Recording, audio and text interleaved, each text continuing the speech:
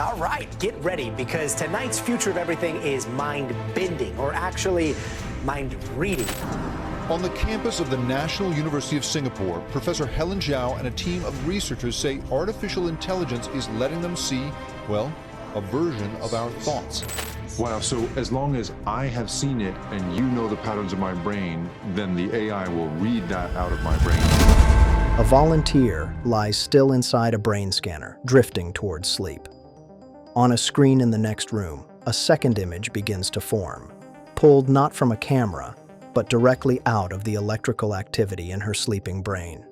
A shape, a face. Except the face is wrong. The features slide and smear, an expression caught halfway between two people, eyes where eyes shouldn't be. The machine is showing the researchers what she is dreaming, and the pictures it produces are unsettling in a way nobody was ready for, not because they're inaccurate, but because of how they fail. To understand why the images are so disturbing, you have to understand what these scientists actually cracked open, and it's the one door we always assumed could never be opened. Because for the entire history of the human species, there has been exactly one place that was truly, completely private. Not your diary, someone can read that. Not your phone, someone can unlock it. Your dreams. The images that play behind your closed eyes at 3 in the morning have never been seen by another living person. You could describe them badly in the fog of waking, but the actual pictures died the moment you opened your eyes. That sealed room inside your skull was the last space in existence that belonged only to you.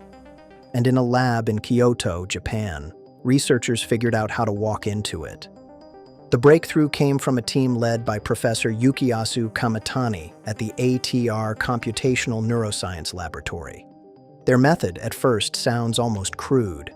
They put volunteers to sleep inside a functional MRI scanner, a machine that tracks blood flow in the brain, lighting up which regions are active. Then, the moment the sleepers slipped into a dream, they woke them up and asked what they had just seen.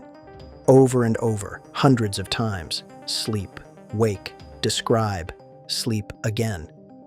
Every dream report got paired with the exact brain activity pattern that produced it. And then they handed all of it to an AI and told the machine to learn the connection between the two. This pattern of brain activity means a face, this one means a car, this one means a building. The pioneering version of this work, published back in 2013, proved something people thought was impossible. Once the AI was trained, it could look at a fresh brain scan and predict the content of a dream, with accuracy around 60%, far better than chance.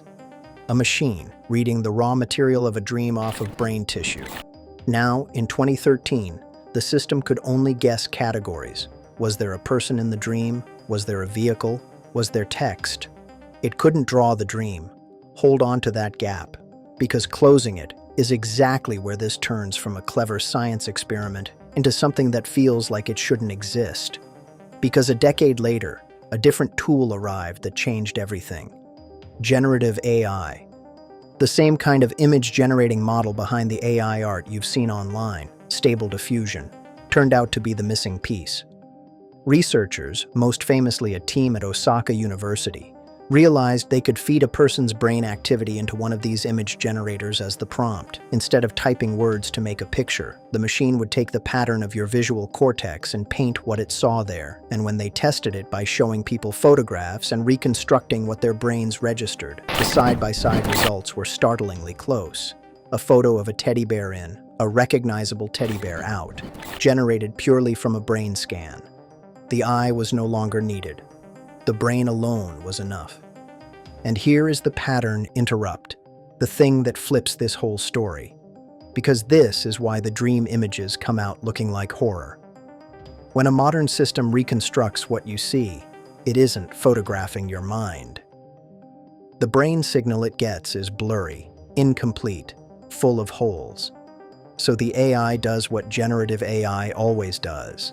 It fills in the gaps with its best guess. It hallucinates the missing pieces. When you're looking at a clear photograph, those guesses are usually close enough.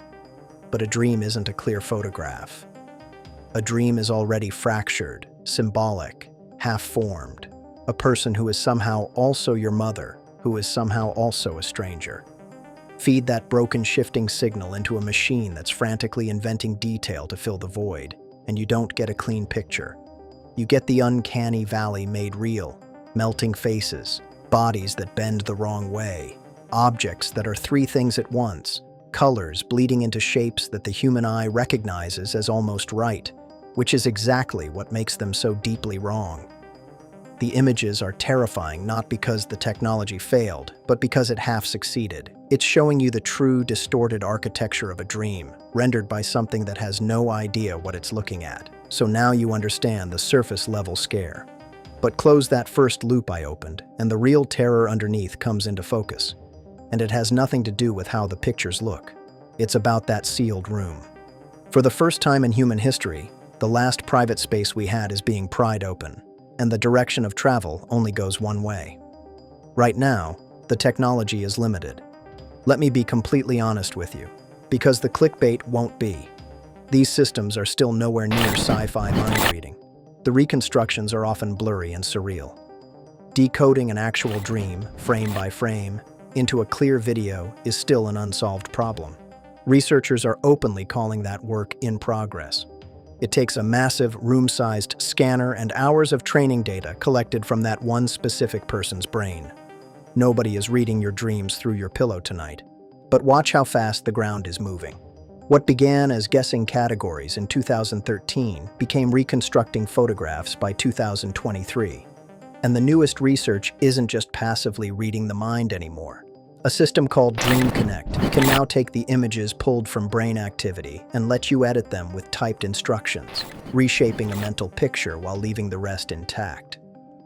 Teams across Tokyo, Shanghai, and beyond are racing to turn these still images into flowing video reconstructed from the brain. Every year, the scanners get more sensitive, the AI gets hungrier, and the amount of brain data needed drops. The question was never whether the picture would eventually become clear. The question is what happens to us on the day it does. Because think about what a readable dream actually means. Your dreams are not curated. They are the one place your fears, your desires, your buried memories, the things you would never say out loud, play out with no filter and no permission. They are the most honest data a human being produces, and you have zero conscious control over them. If the contents of that room can be pulled out and painted on a screen, then the concept of a truly private thought starts to dissolve. Scientists and ethicists have already seen this coming, which is why there's a growing push for something called neurorights, the radical and until now unnecessary idea that we might need laws to protect the privacy of the inside of your own head. We have never needed that law before, because the inside of your head was a vault that could not be cracked. It's being cracked. And that's the true weight of these terrifying images. It was never really about the melting faces. It's that they are proof of concept, evidence that the wall between the private self and the outside world, the one wall we thought was permanent, is not permanent at all. It's just a technical problem, and technical problems get solved.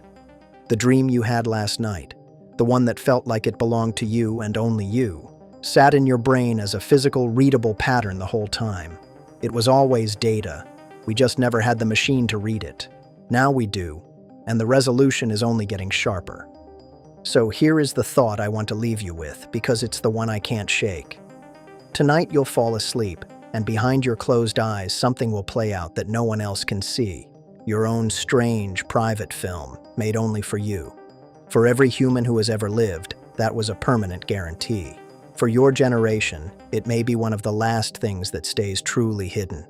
The most secret place in the universe was always the 4 inches behind your own eyes. We are watching, in real time, as that stops being true. Sleep well. If that got under your skin, stay close to the vault. The next door we're opening leads somewhere even harder to look away from. I'll see you there.